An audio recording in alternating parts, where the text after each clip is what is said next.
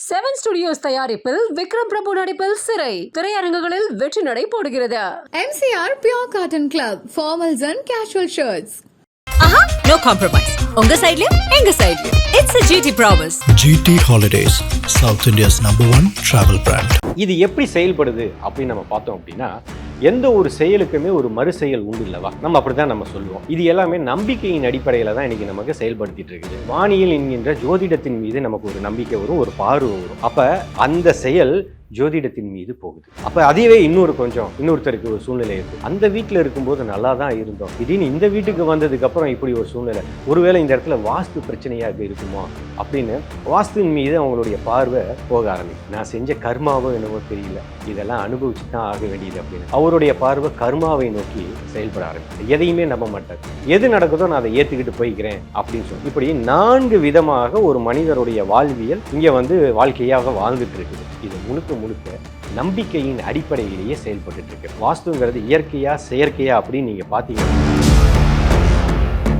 வாஸ்துவின் விதின்னு சொல்லும்போது பார்த்தீங்கன்னா, தெற்கு பகுதி தாழ்ந்து இருக்கக்கூடாது அப்படின்னு சொல்லுவாங்க. தெற்கு பகுதி தாழ்ந்து இருந்தால் அதில் மிகப்பெரிய பாதிப்புகள் இருக்கும் அப்படின்னு வாஸ்துவின் விதியில் இருக்குது. ஆனால் நம்ம பூகோள அமைப்பை நீங்கள் பார்த்தீங்கன்னா தெற்கு தாழ்ந்து தான் இருக்குது. ஆஸ்திரேலியா, அண்டார்டிகா, தென் அமெரிக்கா, தென் ஆப்பிரிக்காவில் தென் பகுதியில் இருக்கக்கூடிய பகுதி, இது எல்லாமே தெற்கு பகுதி பள்ளமாக தான் இருக்குது. பள்ளம்னா என்ன? எல்லாமே கடல் சூழ்ந்ததாக இருக்கிறது. இந்த பூமியினுடைய அமைப்பே வடக்கு பறந்து விரிந்து இருக்குது. அப்போ நிலப்பரப்புல தான் வாழ்வியல் இருக்குது, நிலப்பரப்புல தான் வணிகம் இருக்குது, நிலப்பரப்புல தான் செல்வம் இருக்குது. அப்படிங்கிறப்ப நிலத்தை அடிப்படையாக கொண்டதாகத்தான் இந்த வாஸ்து அப்படிங்கிறது நமக்கு இருக்குது. அப்படிங்கிறது ஒரு இடம், இப்போ இடம் வாங்குறோம், வீடு கட்டுறோம், இதுக்கு தான் வாஸ்து அப்படின்னு நம்ம நினச்சிக்கிட்டு இருக்காங்க. அப்படி கிடையாது. இங்கே படைக்கப்பட்ட ஆற்றல் அப்படின்னு ஒன்று இருக்கு இல்லையா, ஒன்றிலிருந்து தான் இன்னைக்கு எல்லாமே உருவாகியிருக்கு அப்படின்னு நம்ம சொல்கிறோம். அப்போ ஒன்றிலிருந்து தான் எல்லாம் உருவாகியிருக்கும் போது அண்டத்தில் உள்ளது பிண்டத்தில் உள்ளது இல்லவா. இப்போ அண்டம் எதுவோ பிண்டத்திலையும் அதே ஆற்றல் தான் இருக்குது. இந்த உடம்பு மண்ணை சார்ந்தது. அப்போ இந்த பூமிக்கும் மண்ணுக்கும் இந்த உடலுக்கும் சம்மந்தம் இருக்கு இல்லைங்களா. அப்போ இந்த வாஸ்தும் இதனுடைய தொடர்புல தான் வருது. மிகப்பெரிய ரகசியம் என்னன்னா, பூர்வீகம் அப்படிங்கிற ஒரு இடம் இருக்கு இல்லையா, ஒவ்வொருத்தருக்கு இருக்கு. பூர்வீகம் அப்படிங்கிறது அவர்களுடைய டிஎன்ஏவை சார்ந்து, அப்பா அம்மாவா இருக்கும், தாத்தா பாட்டியா இருக்கும், இவங்க முன்னோர்கள் சேர்த்து வச்சிருந்த சொத்துல பங்கு பேரனுக்கு வருது, பையனுக்கு வருது அப்படிங்கிறத விட அவர்கள் செஞ்ச செயல்களினுடைய விளைவுகளும் அந்த பையனுக்கு வரும். இதை நம்ம பார்க்கறது இல்லை. இப்ப முன்னோர்களுடைய தொடர்பு அது இடத்தை சார்ந்து, பூர்வீகத்தை சார்ந்து தொடர்ந்து வந்துட்டு இருக்கு. இப்ப அந்த மரபணு அப்படிங்கிற டிஎன்ஏவோட தொடர்ந்தும் இந்த வாஸ்துங்கிறது வந்துட்டு இருக்கு அப்படிங்கிறது. இப்போ நிறைய விஷயங்கள் பேசும்போது நீங்கள் ஒவ்வொன்றும் ஆராய்ந்து அதில் என்ன விஷயங்கள்லாம் இருக்குது அப்படின்னு அதுக்கு மெனக்கெட்டு அதை பண்ணுறீங்க. அப்படிங்கும்போது இந்த வாஸ்து குறித்தும் நீங்கள் நிறைய ஆராய்ச்சி இப்போ மேற்கொண்டு வரீங்க. அப்போது இந்த வாஸ்துன்றது உண்மையாகவே இருக்கான்றது நிறைய பேருக்கு கேள்வி இருக்குது. நிறைய மக்கள் நம்புகிறாங்க, அது மேலே நம்பிக்கையுடைய மக்களும் இருக்காங்க. இப்போ வாஸ்துவில் இன்னொரு படிநிலையும் இருக்குது அப்படின்றதெல்லாம் நீங்கள் சொல்கிறீங்க. முதல்ல இந்த வாஸ்து அப்படின்றது இயற்கையானதா இல்லை ஒரு செயற்கையானதா, உண்மைதானா, இது நம்பலாமா, அந்த மாதிரி நிறைய கேள்வி. உங்களுடைய பார்வை. நானும் வாஸ்துவெல்லாம் நம்புறவே இல்லை. ஸோ இதெல்லாம் பொய், இதெல்லாம் ஒரு பணம் சம்பாதிக்கிறதுக்கான ஒரு வேலை அப்படின்னு நான் நினைச்சிட்டு இருந்தேன். ஏமாத்து வேலை இல்லை, ஏமாத்து வேலைன்னு சொல்ல மாட்டேன், ஒரு வாழ்வியலுக்கான ஒரு. அப்படி ஒரு சிலர் அதை பண்றதுனால ஏமாத்து வேலையா இருக்குன்றது அது அவங்க பண்றதை பொறுத்து இருக்கும். பட் நம்மளை பொறுத்த வரைக்கும் இது ஒரு வாழ்வியலுக்கான ஒரு தேவைகள் அப்படின்னு தான் நான் நினைச்சுக்கிட்டேன். பட் ஆனால் நான் நம்பினது கிடையாது. ஆனால் என்னை நம்ம சொல்லக்கூடிய ஒவ்வொரு பதிவுகளுமே நம்ம அனுபவத்தை தான் இன்னைக்கு வரைக்கும் நம்ம கொடுத்துட்டு இருக்கோம். அதுபோல இந்த வாஸ்து அப்படிங்கிறது ஒரு அனுபவம் நமக்கு கிடைச்சிச்சு. சில நுட்பங்கள் தெரிஞ்சுக்கிட்டோம். அதை அனுபவிக்கும் போது தான் இது உண்மையாக இருக்குது அப்படிங்கிறத தெரிஞ்சுக்கிட்டோம். ஆனால் அதனுடைய மூலம் என்னங்கிறத நம்ம தெரிஞ்சுக்கணும் அப்படிங்கிற ஒரு ஆராய்ச்சியில் ஒரு கொஞ்ச காலமாக நம்ம ஈடுபட்டோம். அப்போ தான் ஒரு பெரிய ஒரு விஷயமே நமக்கு தெரிஞ்சுது. இப்போ வாஸ்து அப்படின்னா எல்லாரும் என்ன நினச்சிட்டு இருக்காங்க அப்படின்னா, ஒரு இடம், இப்போ இடம் வாங்குறோம், வீடு கட்டுறோம், இதுக்கு தான் வாஸ்து அப்படின்னு நம்ம நினச்சிக்கிட்டு இருக்காங்க. அப்படி கிடையாது. இது மிகப்பெரிய ஒரு தெரியாத ஒரு விஷயம் என்ன இருக்குன்னா, ஆக்சுவலி ஒரு டிஎன்ஏவோட கனெக்டடாக தான் இது இருக்குது வாஸ்து அப்படிங்கிறது. இதை தான் நான் ஒரு ஆராய்ச்சியா நான் உட்படுத்தி பார்த்தேன். எப்படின்னு கேட்டீங்கன்னா, இங்க படைக்கப்பட்ட ஆற்றல் அப்படின்னு ஒண்ணு இருக்கு இல்லையா, ஒன்றிலிருந்து தான் இன்னைக்கு எல்லாமே உருவாகியிருக்கு அப்படின்னு நம்ம சொல்றோம். அப்ப ஒன்றிலிருந்து தான் எல்லாம் உருவாகியிருக்கும் போது அண்டத்தில் உள்ளது பிண்டத்தில் உள்ளது இல்லவா. இப்ப அண்டம் எதுவோ பிண்டத்திலையும் அதே ஆற்றல் தான் இருக்குது. இப்ப அண்டம் அப்படின் போது பிண்டம் பூமின்னு வச்சுக்கலாம், பூமி மண்ணை சார்ந்தது வச்சுக்கலாம், இந்த உடம்பு மண்ணை சார்ந்தது. அப்ப இந்த பூமிக்கும் மண்ணுக்கும் இந்த உடலுக்கும் சம்மந்தம் இருக்கு இல்லைங்களா. அப்ப இந்த வாஸ்தும் இதனுடைய தொடர்புல தான் வருது. இப்ப வாஸ்துங்கிறது மண், என்கின்ற மனையும் மண் என்கின்ற கட்டடம் இவைகளை சார்ந்து தான் இன்னைக்கு நமக்கு இருந்துட்டு இருக்கு. அப்ப அந்த அண்டத்தினுடைய தொடர்பு பிண்டமாகிய பூமிக்கும் பூமி என்கின்ற மண்ணுக்கும் மண்ணாகிய இந்த உடலுக்கும் நேரடியான தொடர்பு இருக்குது. இதை மறுக்கவே முடியாது அப்படிங்கிறத நம்ம தெரிஞ்சுக்கிட்டோம். சரி, இது எப்படி செயல்படுது அப்படின்னு நம்ம பார்த்தோம் அப்படின்னா, எந்த ஒரு செயலுக்குமே ஒரு மறு செயல் உண்டு இல்லவா? நம்ம அப்படிதான் நம்ம சொல்லுவோம். இது எல்லாமே நம்பிக்கையின் அடிப்படையில தான் இன்னைக்கு நமக்கு செயல்படுத்திட்டு இருக்குது. ஒரு உதாரணத்துக்கு ஒரு செயல் நடந்துருச்சு, அதில் நமக்கு ஒரு சந்தோஷம் நடந்துருச்சுன்னு சந்தோஷத்தை பத்தி நம்ம ஆராயவே மாட்டோம். அதை அனுபவிச்சுட்டு நம்ம போயிடுவோம். இப்போ ஒரு துக்கமா நடக்குது, ஒரு வலி வேதனைகள்லாம் நடக்குது. அப்ப நம்ம என்ன பண்ணுவோம்? இது ஏன் நடந்தது, எதனால நடந்தது அப்படின்னு நம்ம ஆராய்வோம். அப்ப ஆராயும் போது பாத்தீங்க அப்படின்னா, இப்ப ஒருவேளை டைம் சரியில்லையோ அப்படின்னும் போது வானியல் என்கின்ற ஜோதிடத்தின் மீது நமக்கு ஒரு நம்பிக்கை வரும், ஒரு பார்வை வரும்.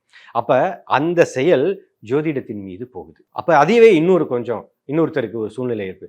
அந்த வீட்டில் இருக்கும்போது நல்லா தான் இருந்தோம், திடீர்னு இந்த வீட்டுக்கு வந்ததுக்கு அப்புறம் இப்படி ஒரு சூழ்நிலை, ஒருவேளை இந்த இடத்துல வாஸ்து பிரச்சனையாக இருக்குமோ அப்படின்னு வாஸ்துவின் மீது அவங்களுடைய பார்வை போக ஆரம்பிச்சு. இன்னொருத்தருக்கு என்ன பண்ணுவாங்க அப்படின்னா, சரி நான் செஞ்ச கர்மாவோ என்னவோ தெரியல, இதெல்லாம் அனுபவிச்சு தான் ஆக வேண்டியது அப்படின்னு அவருடைய பார்வை கர்மாவை நோக்கி செயல்பட ஆரம்பிக்கும். ஒருத்தர் இருக்கிறார், எதையுமே நம்ப மாட்டார், எது நடக்குதோ நான் அதை ஏற்றுக்கிட்டு போய்க்கிறேன் அப்படின்னு சொல்லி இப்படி 4 விதமாக ஒரு மனிதருடைய வாழ்வியல் இங்கே வாழ்க்கையாக வாழ்ந்துட்டு இருக்குது. இது முழுக்க நம்பிக்கையின் அடிப்படையிலேயே செயல்பட்டு இருக்கு. வாஸ்துங்கிறது இயற்கையா செயற்கையா அப்படின்னு நீங்க பாத்தீங்க அப்படின்னா, இது இயற்கையானது அப்படிங்கிறத நம்ம பார்க்கணும். ஏன்னா திரும்பவும் சொல்றேன், மண் என்கின்ற பூமியும் உடல் என்கின்ற மண்ணுக்கும் நேரடியான தொடர்பு இருக்குங்கும் போது இது இயற்கையானது தானே, இது செயற்கைன்னு வராது இல்லையா?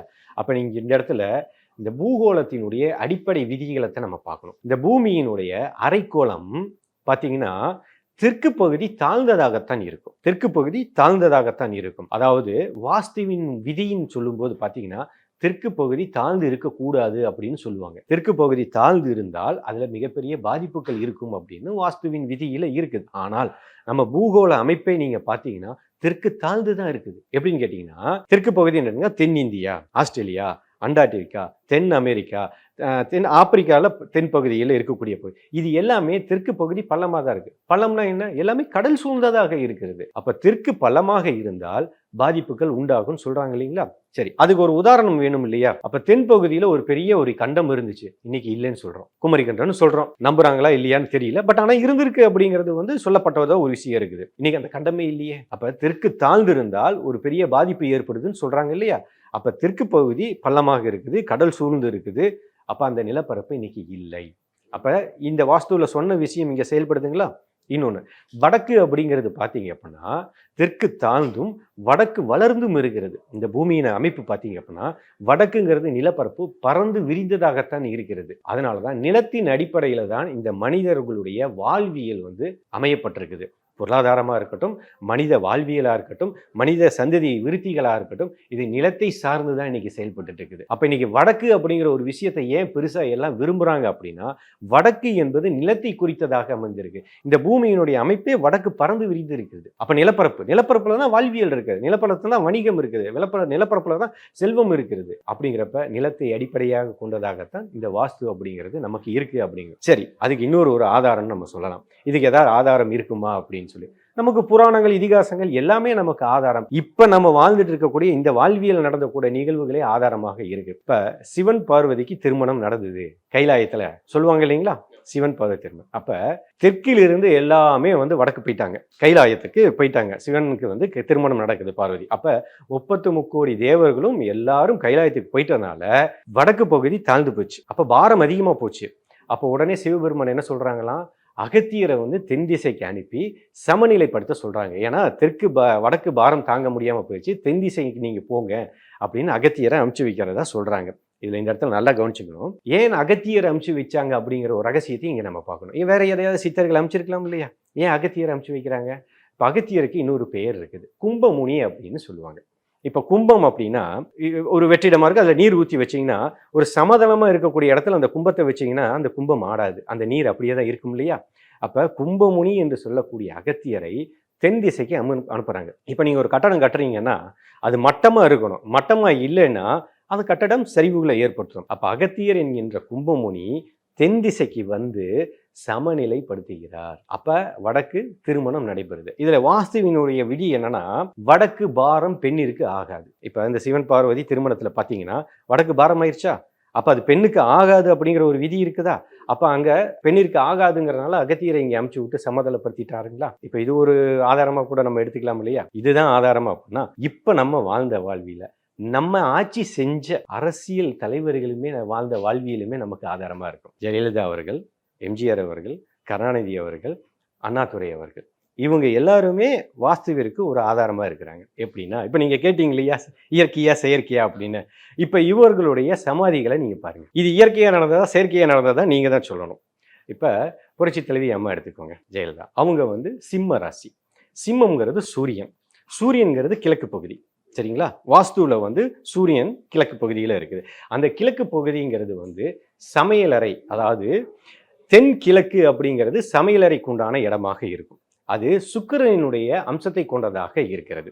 அப்போ நீங்கள் இங்கே பார்த்தீங்கன்னா தென் கிழக்கு என்கின்ற மூலை சுக்கிரன் என்கின்ற பெண்ணை சார்ந்தது இருக்குது. அப்போ இங்கே இருக்கக்கூடிய புரட்சி தலைவி ஜெயலலிதா அவர்களுடைய சமாதி பார்த்தீங்க அப்படின்னா தென் கிழக்கு பகுதியில் அவர்களுடைய சமாதி அமையப்பட்டிருக்கும்.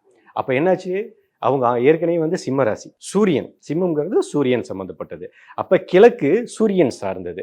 அதே கிழக்கு தென்கிழக்கு அப்படிங்கிறது சுக்கிரன் பெண்ணுக்கு உகந்தது. அந்த இடம் சமையல் செய்யக்கூடிய இடமாகுது. அந்த சமையல்ங்கிறது சூரியனிலிருந்து ஆற்றலை பெறுவதற்கு குறித்ததாக. அப்போ தென்கிழக்கு அப்படிங்கிற மூலையில் அவர்களுடைய சமாதி இருக்குது. அப்படியே தென்மேற்கு எம்ஜிஆர் அவர்களுடைய சமாதி இருக்குது. அப்போ என்னன்னா அந்த தென்மேற்கு மூலை அப்படின்னு பார்த்தீங்கன்னா குபேர மூலைன்னு சொல்லுவாங்க. இப்போ எம்ஜிஆர் என்ன சொல்லுவாங்க, வாரி வாரி வழங்கிய வள்ளல், பொருள் எல்லாத்தையும் மக்களுக்காக கொடுத்தவர். அப்போ செல்வத்தை குறிக்கக்கூடிய பகுதி, அந்த செல்வத்தை பாதுகாத்து வைத்திருக்கக்கூடிய பகுதி, அது ராகுவோட குறிக்கக்கூடிய இடத்தை குறிக்குது, தென்மேற்கு மூலை அப்படின்ப. அப்போ ராகு என்பது செல்வாக்கு, யோகம், புத்திசாலித்தனம், மக்களை ஈர்க்கக்கூடிய திறன், இது எல்லாமே அந்த குபேர மூலையை குறிக்கக்கூடிய இடமாக இருக்கு. இன்னொன்று, எம்ஜி ராமச்சந்திரன் பேர். சூரியனையும் சந்திரனையும் பெயரையா கொண்டவர். சூரியன் என்கின்ற நிர்வாகத்திறன், நாட்டை ஆட்சி செய்த சூரியனுடைய நிர்வாகத்திறன் ராமராகவும், சந்திரன் என்பது இந்த இடத்துல மனசை எடுத்துக்கணும், மனமாக மக்கள் மக்களையும் தன்னகத்தை ஈர்த்து கொண்டவர். அதே சந்திரன்கிறது பெண்ணையும் நம்ம எடுத்துக்கலாம். பெண் தாய் குலத்தினுடைய அன்பை அதிகமாக பெற்றவர் அப்படிங்கிறதையும் நம்ம எடுத்துக்கலாம். அப்போ அவங்கள பார்த்தீங்கன்னா தென்மேற்கு மூலை அப்படின்போது மேற்கு என்பது சந்திரனை குறித்ததாகவும் இருக்குது. அப்போ அந்த மூலையில தான் எம்ஜி ராமச்சந்திரன் அவர்களை சமாதியாக வச்சிருக்கிறோம். அடுத்து வட மேற்கு அப்படிங்கிற மூலை பார்த்தீங்கன்னா அண்ணாதுரை அவர்களுடைய சமாதி வச்சிருக்கோம். அந்த இடம் கேதுவினுடைய வாஸ்துவில் கேதுவை குறிக்கக்கூடிய ஒரு இடமாக இருக்கும். அப்போ கேது ஆற்றல்னா கற்பனை வளம், அதீத திறமை, நுட்பமானது, பேச்சாற்றல், அது வாயுவை குறித்த இடம். வாயுங்கிறது காற்று, பேச்சுங்கிறது காற்று. இப்போ எந்த தலைப்பு கொடுத்தாலும் அண்ணாதுரை அவர்கள் எளிமையாக எவ்வளோ நேரம் வேணாலும் பேசக்கூடிய ஆற்றல் கொண்டவர். அப்போ அது கேதுவினுடைய அம்சம், வாயுவினுடைய அம்சமாக இருக்குது. அப்போ என்னது, வட மேற்கு அப்படிங்கிற பகுதியில் அண்ணாதுரை அவர்களுடைய சமாதி அமைஞ்சிருக்கு. அடுத்து வட கிழக்கு அப்படின்னு ஈசானியம் அப்படின்னு சொல்லக்கூடிய பகுதியில் முத்தமிழ் அறிஞர் கலைஞர் கருணாநிதி அவர்களுடைய சமாதி இருக்குது. ஸோ வடகிழக்கு அப்படிங்கிறது வாஸ்துவினுடைய ஒரு வீட்டில் தலைப்பகுதி அப்படின்னு சொல்லுவோம். இப்போ எல்லாருமே தலைவர்னு சொல்லி அழைக்கிறாங்களா, தலைவரேன்னு சொல்லி அழைக்கிறாங்களா, வீட்டினுடைய தலைப்பகுதியாக இருக்குதா? அது மட்டும் இல்லாமல் வடக்கு என்பது புதனை சார்ந்தது, குருவை சார்ந்தது. அப்போ அவங்களுடைய பெயரும் தட்சிணாமூர்த்தி, இயற்பெயர் தட்சிணாமூர்த்தி. மஞ்சள் ஆடையும் மறித்திருந்தாங்களா? வடக்கு புதனை சார்ந்து புத்தி, கூர்மையானது, நல்ல சாணக்கிய தந்திரம், அறிவு, இதெல்லாம் கலைஞருக்கு இயற்கையாகவே இருக்கு. அப்போ அந்த திசையை சார்ந்தும் குருவினுடைய ஆற்றலை கொண்டதும் கிழக்குங்கிறது சூரியனை சார்ந்தது. அப்போ கிழக்கு சூரியன் உதயமாகக்கூடிய சூரியனின் திசை கிழக்கு. உதய சூரியனையே சின்னமாக கொண்டிருந்த கலைஞர் அவர்களுக்கும் ஈசானியம் என்கின்ற தலைப்பகுதியாகி இருக்கிற இடத்துல சமாதியாக வச்சிருக்காங்க. அப்போ இது இயற்கையா செயற்கையா நடந்திருக்குமா? ஒரு கேள்வி நமக்குள்ள வரும் இல்லையா?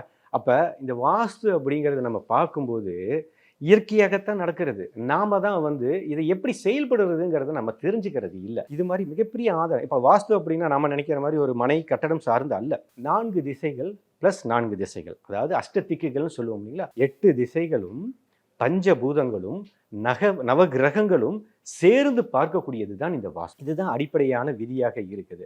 அப்போ இது இயற்கையா செயற்கையானா, இது ஒவ்வொருத்தருடைய வாழ்வியிலுமே இது இயற்கையாக தான் நடந்துட்டு இருக்குது. இப்போ நம்மளுடைய இந்த ஆராய்ச்சியில் நம்ம என்ன பார்த்தோம் அப்படின்னு கேட்டிங்கன்னா, இது ஒரு டிஎன்ஏனுடைய தொடர்பாக இருக்கிறத தான் நம்ம பார்த்தோம். இப்போ பாருங்க, மண்ணுக்கும் இந்த உடலுக்கும் உண்டான தொடர்பு, இப்போ இந்த 4 பேருடைய சமாதியிலேயே பார்த்தோம் இது எப்படினுடைய தொடர்பு. அப்போ மண்ணுக்கும் உண்டான தொடர்பு இருக்கு இல்லையா? இப்போ அப்பா அம்மா இருக்காங்க, அவங்களுடைய டிஎன்ஏ நம்ம சுமந்துருக்கும். அவங்களுடைய அப்பா அம்மா அவங்களுடைய முன்னோர்களுடைய டிஎன்ஏவே நமக்கு வெளியே தொடர்ந்து வருது இல்லைங்களா? இதில் மிகப்பெரிய ரகசியம் என்னன்னா, பூர்வீகம் அப்படிங்கிற ஒரு இடம் இருக்கு இல்லையா? ஒவ்வொருத்தருக்கு இருக்கும். பூர்வீகம் அப்படிங்கிறது அவர்களுடைய டிஎன்ஏவை சார்ந்தது. எப்படின்னு கேட்டிங்கன்னா, அப்பா அம்மாவாக இருக்கட்டும், தாத்தா பாட்டியாக இருக்கட்டும், இவங்க முன்னோர்கள் சேர்த்து வச்சிருந்த சொத்துல பங்கு பேரனுக்கு வருது, பையனுக்கு வருது அப்படிங்கிறத விட அவர்கள் செஞ்ச செயல்களினுடைய விளைவுகளும் அந்த பையனுக்கு வரும். இதை நம்ம பார்க்கறது இல்லை. சொத்தை மட்டும்தான் நாம் பார்க்குறோம். அவங்க செஞ்ச செயல்களினுடைய விளைவுகளையும் அவங்களுக்கு வருது அப்படிங்கிறத பார்க்கல.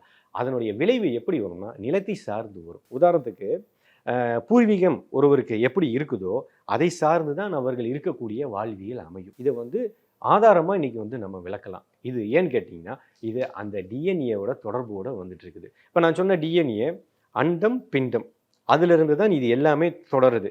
அப்போ அதனுடைய கனெக்ஷனையும் நீங்கள் ஒரு பதிவுக்குன்னு எடுத்துக்கலாம். இப்போ முன்னோர்களுடைய தொடர்பு அது இடத்தை சார்ந்தும் பூர்வீகத்தை சார்ந்தும் தொடர்ந்து வந்துட்டு இருக்கு. இப்போ அந்த மரபணு அப்படிங்கிற டிஎன்ஏவோட தொடர்ந்தும் இந்த வாஸ்துங்கிறது வந்துட்டு இருக்கு அப்படிங்கிறது தான் இப்போ நாம் இதில் அடிப்படையாக நம்ம பார்க்கக்கூடியதாக இருக்கும். அதில் நம்மளுடைய இந்த ஆராய்ச்சியில் இது ஒரு டிஎன்ஏ வாஸ்து அப்படிங்கிறதுல பார்க்கும்போது மட்டும் இல்லை, இதை பல பேர்த்துக்கு இதை சொல்லி கொடுத்து இதை பார்க்கும்போது மிகப்பெரிய மாற்றங்கள் ஏற்படுறதை நம்ம பார்க்க முடியாது. இல்லை, அதுதான் கேட்குறேன். இப்போ நிறைவா இப்போ இதெல்லாம் இருக்கு, இதை பொருத்தி பார்க்கும்போது எல்லாம் சரியா இருக்கு அப்படின்னா, அப்போ இதை பயன்படுத்துறதுனால என்னெல்லாம் விளைவுகள் உண்டு, என்னெல்லாம் நல்லது நடக்குதுன்னு கேட்க. தலைவலிக்குது, ஒரு மருந்து எடுத்துக்கிட்டா தலைவலி சரியா போயிடும் நம்ம சொல்றோம் இல்லையா?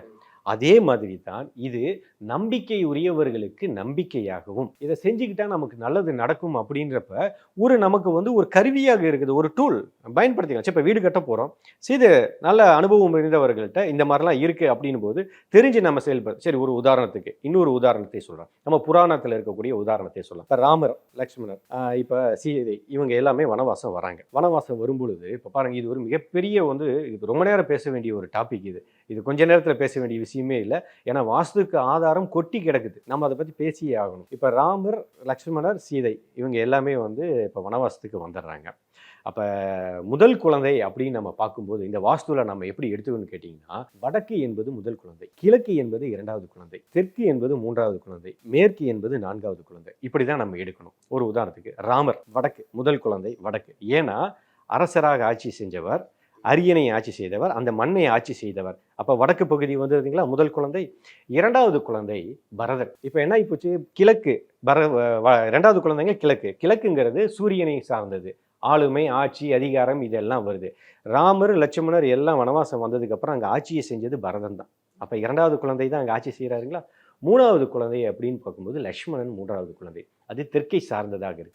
இப்போ ராமரும் சீதை எல்லாம் வனவாசத்துக்கு வரும் பொழுது தெற்கு பகுதிக்கு தான் வராங்க. அப்போ 3வது குழந்தை தெற்குன்னு நம்ம சொல்றோம் இல்லையா? அப்போ சத்ருகனன் 4வது குழந்தை. சத்ருகன் கூட வந்திருக்கலாம் இல்லையா? சத்ருகன் கூட வரல, ஆனால் லக்ஷ்மணன் தான் கூட வராரு. ஏன்னா தெற்கு பகுதியை சார்ந்த லக்ஷ்மணன் தான் வனவாசத்துக்கு கூட வரார். 4வது சத்ருகனன் சொல்கிறோம். ஏன் சத்ருகனன் அப்படின்னா மேற்கு பகுதி. மேற்குங்கிறது பாரம் சுமக்கக்கூடிய பகுதி.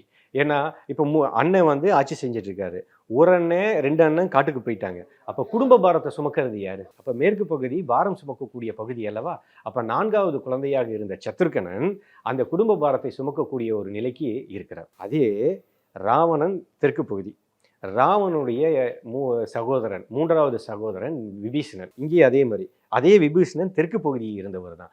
அதே தெற்கு பகுதியில் இருந்த விபீஷணன் தான் ராமருக்கு உதவியாக இருந்தார். இப்போ பாருங்க, தெற்கு எந்த அளவுக்கு பிறப்பிலேயே இங்கே வாஸ்துக்கு உதவியாக இருக்குது அப்படிங்கிறத நம்ம தெரிஞ்சுக்கிறோம். இப்போ குடியில் அமைச்சு இருக்கிறாங்க.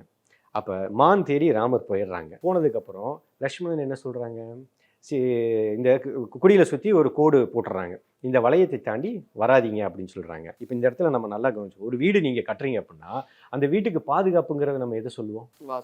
இல்லை, வீட்டை சுற்றி பாதுகாப்புனா எழுப்பக்கூடிய மதில் சுவர் தான் அந்த வீட்டுக்கு பாதுகாப்பு அப்படின்னு நம்ம சொல்லுவோம். இப்போ இந்த இடத்துல அந்த இடத்துல லக்ஷ்மணன் என்ன பண்ணியிருக்காங்க, அந்த குடியில் வச்சுட்டு பாதுகாப்பு என்கின்ற தேவ சக்தியான கோடை போட்டுட்டு இந்த கோட்டை தாண்டி வராதிங்க, வந்தீராங்கன்னு சொல்லிட்டு போயிடறாங்க. அவங்க கோட்டை தாட்டி வந்த உடனே ராவணன் கவர்ந்து இழுக்கப்பட்டு போயிட்டான். அப்போ அந்த வீட்டுக்கு பாதுகாப்பு அப்படிங்கிறது மதில் சுவர் நமக்கு ரொம்ப பாதுகாப்பு அப்படிங்கிறது இந்த இடத்துல நமக்கு குறிக்கக்கூடியதாக இருக்குது. இன்னொன்று, வடமேற்கு அப்படிங்கிற ஒரு மூலை அப்படின்னா வாயு சார்ந்தது அல்லவா? இப்போ அந்த இடத்துல நம்ம கவனிக்க வேண்டிய விஷயம் என்னென்னா, வாயுங்கிறது காற்று, மறைந்து இருக்கக்கூடியது, எங்கு வேணாலும் இருக்கக்கூடியது. அப்படிங்கிறப்ப அந்த இடத்துல வடமேற்கு மூலையில் ஏதாவது பாதிப்பு ஏற்பட்டிருந்ததுன்னு வச்சுக்கோங்களேன். இப்போ வந்து ராவணன் வந்து சீதை அவர்களை தூக்கிட்டு போயிட்டாங்க. எப்படி? காற்றால், புஷ்பக விமானத்தினால், ஆகாயத்தினால் தூக்கிட்டு போயிட்டாங்கன்னு சொல்கிறாங்க. அப்போ அந்த இடத்துல வாயு அல்லவா? வடமேற்குங்கிறது வாயுவை குறிக்கக்கூடியது அல்லவா? சரி, ராவணர் வந்து சீதையை தூக்கிட்டு போயிட்டாங்க. இப்போ ராவணரை கண்டுபிடிக்கிறதுக்கு யார் வந்தாங்க? தேடி போனது யாருன்னா வாயுவின் புத்திரன் அப்படின்னு சொல்லக்கூடிய அதே ஹனுமார் தான் அங்கே வராரு. அப்போ அந்த வாயு பகுதிங்கிறது வந்து நெருப்பை சார்ந்த பகுதி, அதாவது சமையலறை சார்ந்த பகுதியாகவும் இருக்குது. அப்போ அந்த நெருப்பு சார்ந்த பகுதி, காற்றை வாயுவை சார்ந்த பகுதி, அதே ஆஞ்சநேயர் தான் சீதையை தேடி போகிறாங்க. அதே நெருப்பு சார்ந்த பகுதி இல்லையா? அதே வாயு புத்திரன் தான் இலங்கையை வாளால் தீயால் எரிச்சார். புரியுதுங்களா? அப்போ இது வாயு சம்மந்தம். அது மட்டும் இல்லாமல் அந்த வடமேற்கு மூலை அப்படிங்கிறது காதல் சம்மந்தப்பட்டது அப்படிங்கிறப்ப அப்போ அந்த இடத்துல வந்து இப்போ மகாபாரதத்திலையும் நம்ம எடுத்துக்கலாம். இப்போ மகாபாரதத்தில் பார்க்கும்போது இவங்களும் அதே போல் வனவாசத்துக்கு வராங்க. 12 வருடங்கள் வந்து 13 வருடங்கள் அங்கேயான, 1 வருடம் அங்கேயான வாசத்தில். அப்போ மறைந்திருத்தல் அப்படிங்கிறது இந்த இடத்துல வந்து அந்த வாயுவை குறித்தது அல்லவா? இங்கேயும் மகாபாரதத்திலேயே அதே தான் வேலை செய்யுது. அதே மாதிரி காதல் திருமணத்துக்கு அதுன்னும் போது அர்ஜுனன் ஏற்கனவே வந்து பாஞ்சாலியை திருமணம் செஞ்சிட்டாரு. அப்போ என்ன பண்ணுறாரு?